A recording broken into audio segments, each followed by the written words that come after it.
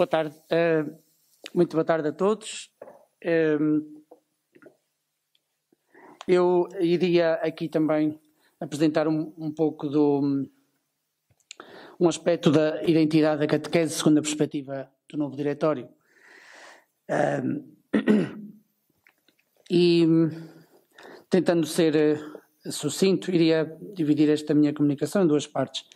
Primeiro, uma pequena síntese sobre o capítulo mais específico ligado à identidade da catequese, que reflete um pouco sobre a identidade da catequese, e depois então algumas reflexões, algumas interpelações mais que eu iria fazer também para nos deixar a pensar e conversarmos também, embora eu vou ter que fazer a comunicação e vou ter que sair, mas as perguntas depois o Sr. Cônego Luís Miguel depois vai responder. Pode ser? Porque, pronto, tenho também outro compromisso a seguir, mas nós estamos em sintonia e o Cônego Luís Miguel depois estamos em perfeita sintonia. E eu também, se me permite, também vou tirar a máscara, acho que não está aqui ninguém perto de mim, para não.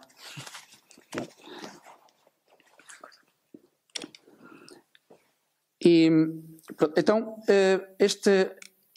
portanto, como o professor Luís já me apresentou há bocado, portanto, acho que toda a gente, sou o padre Tiago Varanda, estou a colaborar aqui também com o Departamento da Formação em Ministérios Laicais, portanto, onde estamos a trabalhar, e nesta vigararia que o Cônego Luís Miguel está a coordenar, que é a vigararia ligada precisamente à catequese, não é? E à catequese de adultos também,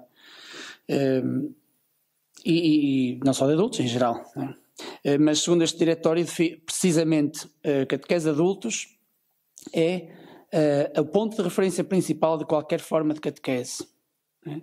Mesmo que a catequese seja especificamente para crianças, deve ter sempre este horizonte da vida adulta, não é? Porque em criança ensina-se a catequese, segundo o modelo tradicional, ensina-se a catequese, não é?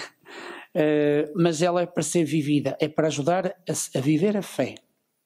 E é isto que este diretório insiste muito, que é a importância de viver a fé e da catequese ser um instrumento para a vivência da fé. Não é? Então, sintetizando o mais breve possível este capítulo sobre a identidade da catequese, falarei sobre a natureza da catequese, a ligação da catequese com a evangelização. Como víamos, a catequese é apenas um dos aspectos da evangelização.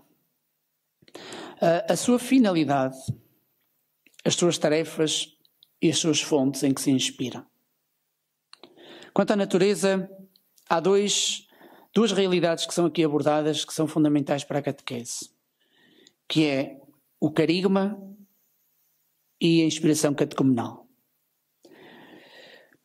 Portanto, só por estes dois aspectos percebe-se que este novo diretório não vê de modo algum a catequese neste modelo escolar. Portanto, esse modelo está ultrapassado e não se justifica no nosso tempo. Então precisamos de investir no carigma e no catecumenato, ou pelo menos na inspiração que nos vem do catecumenato. O carigma, sabemos que é a centralidade da mensagem cristã. Esta mensagem que o Papa Francisco tanto insiste, no Evangelho Gaudium, e agora então também no Christus Vive, nesta exortação para os jovens, Papa Francisco, e já antes também no Amoris Laetitia, portanto, os documentos que têm vindo dos sínodos que se têm realizado, constantemente insiste na vivência, no anúncio e na vivência do carigma. O carigma que é esta mensagem central do amor de Deus por cada um de nós, da experiência do amor de Deus, que se revelou em Cristo e que nos alcança. E esta experiência que se manifesta mais plenamente, precisamente no mistério pascal de Cristo, onde se manifesta de forma mais elevada o amor de Deus. por nós. E este querigma não é só inicial, não é só uma fase inicial da catequese. Deve estar presente em todas as fases da catequese. E deve sempre lá voltar. Deve sempre recordar uma e outra vez que o núcleo daquilo que se comunica na catequese é o amor de Deus, que se revelou em Cristo. E depois é fundamental, então, sair deste esquema escolar e aproveitar a inspiração que nos vem do catecumenato. O catecumenato, como sabemos, foi um processo muito vivo nos primeiros séculos da Igreja, em que as pessoas não eram batizadas em criança, como hoje é muito prática, não é? E em que se fazia um percurso de aprofundamento dos mistérios da fé e através também de alguns ritos e símbolos e da integração na comunidade, que permitia que os adultos fossem integrando a sua fé, ou melhor, fossem integrando a sua vida naquilo que era a vivência comunitária da Igreja. E assimilando os conteúdos das verdades da fé, assimilando-os e vivendo-os, não como apenas uma assimilação intelectual de conteúdos, mas como uma experiência. Portanto, através da experiência comunitária, da liturgia, da própria palavra de Deus, fazia-se a experiência de Deus, esta experiência de Cristo. E esta inspiração comunitária, inspiração catecumenal da catequese, dirige-se primeiramente àqueles que ainda não estão batizados, como sempre foi, mas depois, mesmo àqueles que são batizados, nós encontramos uma realidade muito heterogénea nos nossos tempos, não é? E mesmo nas nossas paróquias. Pessoas que, tendo já recebido os sacramentos de iniciação, fizeram-no como se fosse um ato formal, mas em que não há propriamente vivência da fé nem integração na comunidade. Sabemos disso, não é? E depois há aqueles casos também de pessoas que até viveram há alguns tempos, se calhar na sua juventude ou até à sua juventude, a sua fé e até se integraram na paróquia, mas depois, por várias vicissitudes da vida, se foram afastando da vida comunitária. E hoje querem retomar a vida de fé. Então, é também para estes que se dirige e que se destina esta catequese inspirada no catecumenato. Não é propriamente o catecumenato propriamente dito, porque as pessoas já são batizadas, mas nestes casos é uma catequese que se inspira no catecumenato e vai revalorizar as dimensões ritual, simbólica e comunitária da vivência da fé. Além disso, tem algumas características, não é? Pronto, aqui tem várias características, como tenho pouco tempo, vou tentar sintetizar ao máximo estas características da dimensão catecumenal ou desta inspiração catecumenal da catequese. Primeiro, é o facto de ser uma catequese de caráter pascal, em que procura sempre ter como horizonte e ter como referência o mistério pascal de Cristo. Não é? Depois, é um caráter iniciático e que se procura que a pessoa se inicie precisamente nesta caminhada comunitária da vivência da fé. Tem também um caráter litúrgico, ritual e simbólico, importantíssimo para também fazer a experiência de Deus a partir da nossa experiência humana dos afetos, dos sentidos, do nosso corpo, que na nossa cultura é algo muito importante que devemos valorizar e revalorizar, porque a liturgia envolve-nos com todo o nosso ser. A liturgia cristã não é um espiritualismo. A liturgia cristã é uma envolvência de todo o nosso ser, espírito, alma e corpo, tudo o que somos um só ser. Não somos só espírito, não somos só alma, não somos só corpo. Somos um ser que tem diferentes dimensões. E esta unidade, a liturgia envolve esta unidade de cada pessoa, de cada crente, de uma forma global. E por isso é que é tão importante esta dimensão da liturgia e dos sacramentos. E é através da liturgia que aprofundamos também o caráter comunitário desta catequese inspirada no catecumenato.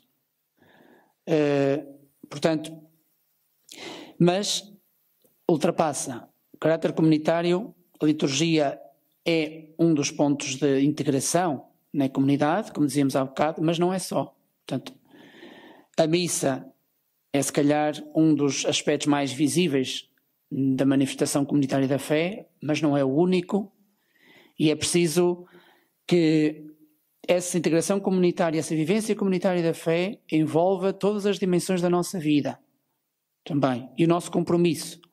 Não basta simplesmente ir à missa ao domingo, não é? Não basta simplesmente ir à missa e voltar para casa.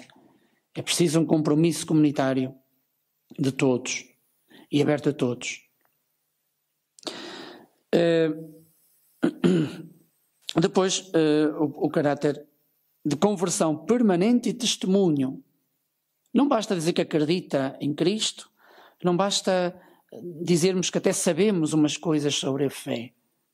Preciso, por um lado, uma conversão pessoal, por outro, uma conversão comunitária e depois testemunho na igreja e na sociedade em que vivemos. Testemunho concreto, que implica adotar um determinado estilo de vida, como já foi aqui também falado, estilo de vida do Evangelho de Cristo, que implica assumir valores concretos e assumi-los coerentemente e de forma firme na sociedade, na igreja e no mundo em que vivemos. E haveria muito para falar sobre isto, mas não vou conseguir falar. Espero que depois, no diálogo, possam falar sobre este assunto, que eu acho que é fundamental. Nós, cristãos, precisamos de assumir sem medo a nossa identidade e assumir os valores que implica a nossa adesão a Cristo, diante do mundo em que vivemos. E, por fim, esta catequese de inspiração catecumenal implica também o caráter progressividade da experiência formativa, isto é, a nossa formação na fé não se restringe a um período específico de catequese.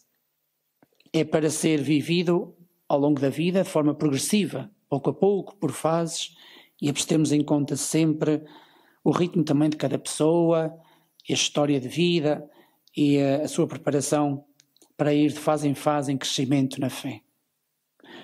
Pronto. Depois também é importante percebermos que a catequese, como também já foi dito aqui, é um aspecto da evangelização, um aspecto irrenunciável da evangelização e da nova evangelização. E para isso implica o primeiro anúncio, aquele anúncio que não é primeiro porque cronologicamente é a primeira fase, não, mas aqui fala-se que o primeiro anúncio, que é este anúncio do carigma, no fundo, é primeiro qualitativamente, isto é o mais fundamental de todos, é o anúncio de que Deus te ama. Jesus Cristo entregou-se por ti, morreu e ressuscitou por mim. Aquilo que ainda um dia destes na Eucaristia, durante a semana, São Paulo nos dizia, foi creio que na festa de Santa Maria Madalena. Cristo, vivo animado pela fé no Filho de Deus que me amou e se entregou por mim. Este é o carigma, o primeiro anúncio que há de ser sempre renovado e sempre recordado ao longo de toda a catequese. Portanto, é primeiro não por ser em primeiro lugar, mas por ser o mais fundamental. É preciso depois também a catequese de iniciação cristã, portanto esta iniciação que não se faz simplesmente pelos sacramentos, mas pela compreensão desses sacramentos, não só pela preparação aos sacramentos, mas também aquilo que falava o Cônego Luís Miguel, a mistagogia, que é viver os sacramentos e a liturgia aprofundando cada vez melhor a consciência do seu mistério, o significado do seu mistério. Portanto, depois de vivenciar os sacramentos e a liturgia, ser capaz de ir tomando consciência da sua realidade, do seu mistério. E depois, a catequese e formação permanente para a vida cristã. Não basta simplesmente ficar por uma catequese formal. É preciso que ao longo da vida a formação assumamos esta formação permanente. Não uma formação simplesmente aquisição de informação, mas uma formação que nos vai convertendo, transformando ao jeito de Cristo. Pronto. E para isso, para esta formação, é importante a Sagrada Escritura, é preciso a liturgia, os sacramentos, é preciso viver a caridade, é preciso testemunhar Cristo em atos concretos. Pronto. A finalidade da catequese é Jesus Cristo. Não Jesus Cristo intelectualizado. Não é simplesmente conhecer coisas sobre a vida de Jesus ou sobre quem foi Jesus. Mas é experimentar o amor de Cristo na vida. Esta é a finalidade de toda a catequese. Entrar em comunhão com Jesus Cristo. E através de Jesus Cristo, entrar em comunhão com a Santíssima Trindade. É Cristo quem revela o Pai e quem nos envia o Espírito. Não é? Portanto, é em Cristo que vamos aprofundando o mistério da fé e vivendo o mistério da fé, que depois há de transbordar para a nossa vida. E ao transbordar, vem depois esta parte do capítulo que fala das tarefas da catequese. No fundo, as tarefas da catequese são os meios, digamos assim, como que os instrumentos ou o caminho para chegarmos a Cristo. E apresenta cinco aspectos. Os conteúdos propriamente das verdades da fé, que aqui se explicita como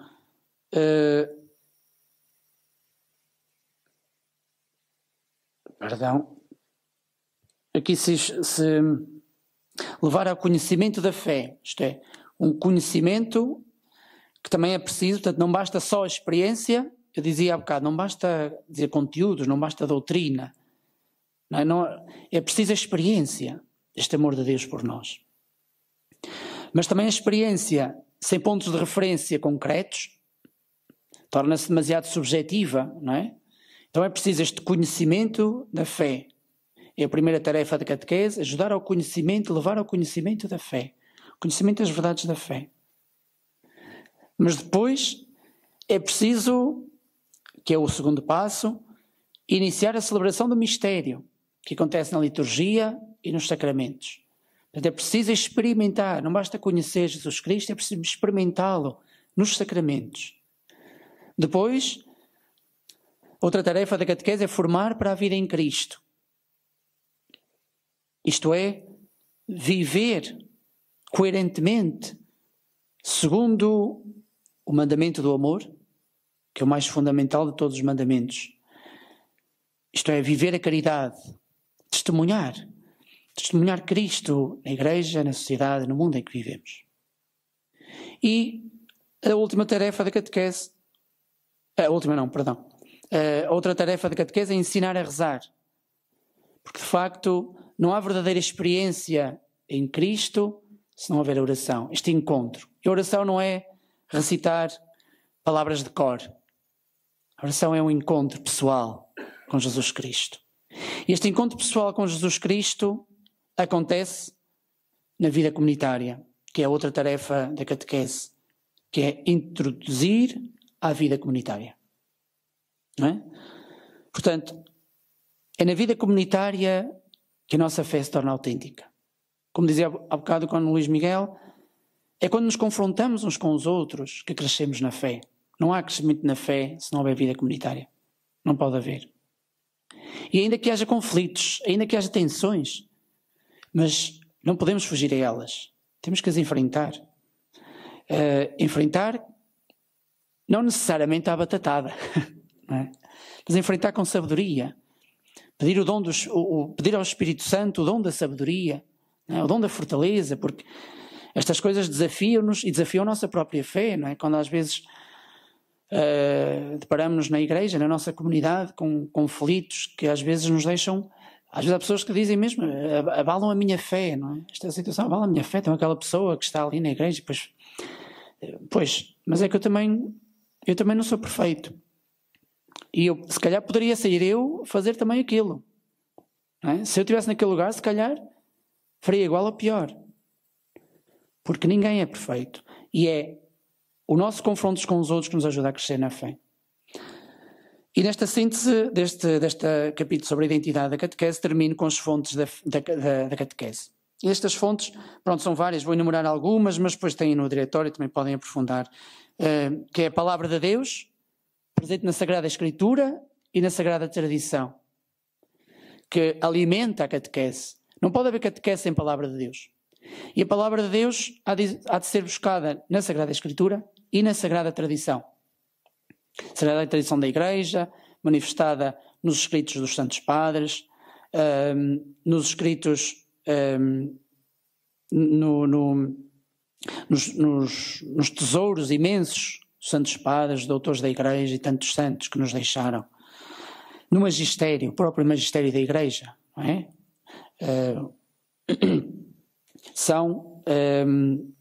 O magistério no fundo, o magistério propriamente está ao serviço da palavra de Deus, procura guardar, interpretar e transmitir esta palavra de Deus que nos foi, que herdamos, quer da Sagrada Escritura, quer da Sagrada Tradição.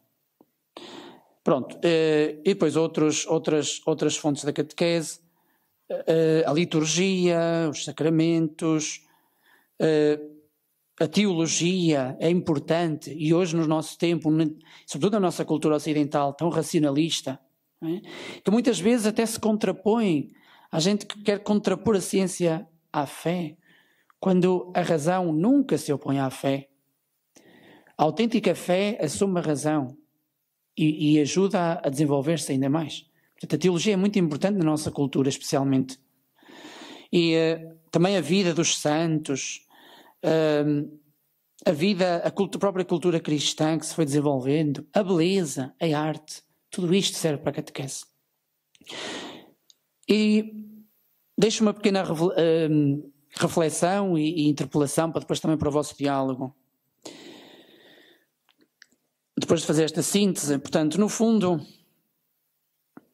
eu pego numa frase do Papa Francisco na Evangelii Gaudium, que é muito importante que levemos connosco e que assumamos esta responsabilidade com que ele nos desafia com esta frase. Todos os evangelizadores, todos nós somos batizados, temos a responsabilidade de ser evangelizadores. E eu não me lembro como é que ele diz agora exatamente, não tenho aqui, mas sei que a ideia é esta. Ninguém pode evangelizar se não se deixar evangelizar primeiro. Isto é fundamental. E por isso eu deixo à vossa consideração como é que eu, batizado, cada batizado tem esta responsabilidade de evangelizar. E a catequese é um dos meios mais importantes da evangelização, como já vimos. E se eu, pelo batismo, tenho esta responsabilidade, como é que eu próprio me tenho deixado de evangelizar? Como é que eu próprio tenho vivido estas tarefas da catequese? Estas 5 tarefas, pronto, não é bom pôr as coisas assim em gavetas, não é? São 5 tarefas, mas estão muito interligadas, não é? Que é o conhecimento da fé, a liturgia e os sacramentos, a vida de fé, a oração e a vida comunitária. Como é que eu próprio tenho vivido isto? A catequese não é ensinar, já sabemos isto, mas depois na prática é difícil. sair deste esquema de ensinar. É ensinar sim, mas é sobretudo comunicar. Comunicar a nossa própria experiência em Cristo. Ora, se eu tenho de comunicar a experiência que vivo da minha fé, então eu só posso comunicar se realmente a vivo. Como é que eu vivo a minha fé em Cristo? Como é que é a minha oração? Como é que é o meu encontro com Jesus? Será que realmente eu sou capaz de fazer como Jesus no Evangelho, de me retirar, ter tempos para estar a sós com Deus Pai, tempos para estar a sós com o Senhor Jesus, para abrir o Evangelho e escutá-lo? Na vida comunitária, como é que depois este encontro com Jesus me conduz à comunidade? E ao contrário, a mesma coisa. Como é que a minha vida comunitária me conduz ao encontro com Jesus? Ou faço o meu trabalhinho, vou à paróquia, dou a catequese e venho-me embora. De facto, como é que eu também aprofundo os conteúdos da fé para estar melhor preparado? Este tipo de formações, por exemplo, será que me empenho? Felizmente quem está aqui está com esse interesse de aprofundar. E depois como é que eu vivo os sacramentos e a liturgia? Como é que eu participo? E como é que eu preparo aqueles que me são confiados para viver os sacramentos? Aquilo que há bocado dizíamos, não só da preparação, mas também a mistagogia. Preparação antes dos sacramentos, mas depois o aprofundar, depois de os viver. E enquanto os vive, como é que eu aprofundo e ajudo aqueles que me são confiados a aprofundar o mistério dos sacramentos que vivo? Há um drama muito grande, por exemplo, os sacramentos da iniciação. Hoje, como a maior parte de nós é batizado em criança, não é? Há depois a catequese, diríamos, de iniciação, já posterior ao batismo, que é a catequese que nós temos na maior parte das paróquias ainda, que se tornou muito escolarizada, e depois vem a primeira comunhão a meio, ali pelo terceiro ano, e depois no fim vem o crisma e vem a debandada da maior parte, não é? Infelizmente ainda é muito assim. Como é que vamos fazer uma mistagogia, por exemplo, depois do crisma, depois da confirmação? Não há como. Porque a maior parte vai embora, não é? Portanto, lá está, porque falta esta evangelização, falta esta vivência dos sacramentos.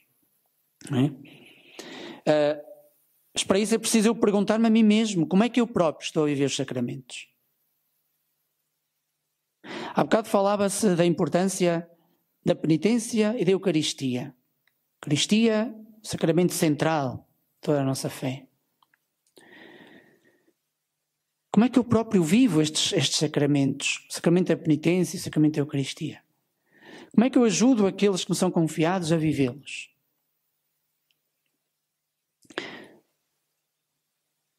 Isto, às vezes, como que temos por adquirido, às vezes é tão básico que parece que já o temos como adquirido como certo. E pensamos que os que estão à nossa frente também já o têm certo. Será que eles sabem mesmo viver a Eucaristia, o que significa? Será que aqueles que temos à nossa frente sabem viver o sacramento da penitência? Será que os ajudamos? Será que o vivemos bem nós? Nós próprios? Importa fazermos também esta reflexão sobre nós mesmos e, por fim, também a minha vivência da fé. Como é que me compromete na caridade e no testemunho? E termino com estas interpelações também relativamente à caridade e ao testemunho. Nós não somos cristãos só para estar dentro da igreja. Somos cristãos para testemunhar Cristo ao mundo também. Ao mundo. E testemunhamos ao mundo com as atitudes de Cristo, com a caridade, com a proximidade aos mais necessitados. Como é que eu estou atento àqueles que me rodeiam?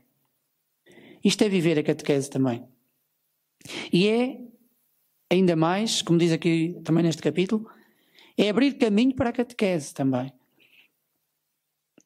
Porque a caridade interpela, E a interpelação conduz a pessoa a descobrir a fé também. Não no sentido proselitista.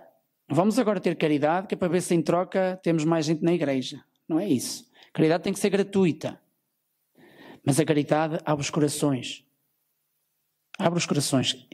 E uns até abrirão o coração, mas não virão à igreja. Têm a sua liberdade. E nunca vamos forçar ninguém. Outros, se calhar, descobrirão Cristo. E isso é o que importa, é que descubram Cristo. Não é que nos descubram a nós, mas descubram Cristo. E às vezes nós podemos, pela caridade, ser este instrumento de Jesus para entrar no coração de muita gente. Para que Ele entre no coração de muita gente, não nós. Como é que eu vivo esta caridade, esta atenção aos mais pobres? Como é que eu, na sociedade, testemunho verdadeiro interesse e verdadeira preocupação pelo apoio aos mais pobres, aos mais débeis? Mesmo nas instituições civis,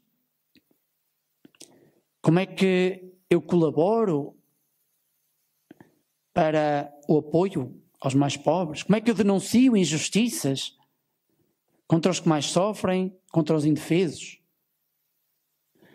Como é que eu apoio aquilo que são os valores que decorrem da própria cultura cristã? Que não são valores para impor, mas são para propor, e não podemos deixar de os propor.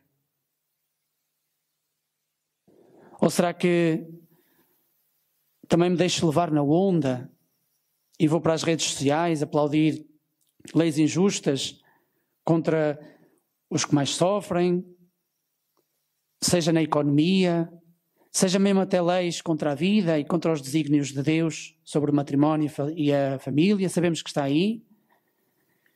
Cada pessoa é livre de seguir o seu caminho. Mas nós, se somos cristãos, assumamos plenamente o nosso compromisso cristão e o nosso testemunho na sociedade, na igreja. E o testemunho há de ser sobretudo com os atos da caridade e com esta atenção aos mais necessitados e, sobretudo, tornarmos-nos presença de Cristo. Só seremos presença de Cristo se nós próprios vivermos esta comunhão com Ele, pela oração, pela vida comunitária, pelo aprofundamento da nossa fé, pela vida da liturgia, dos sacramentos e pela caridade. Muito obrigado a todos pela vossa paciência e uma boa tarde a todos.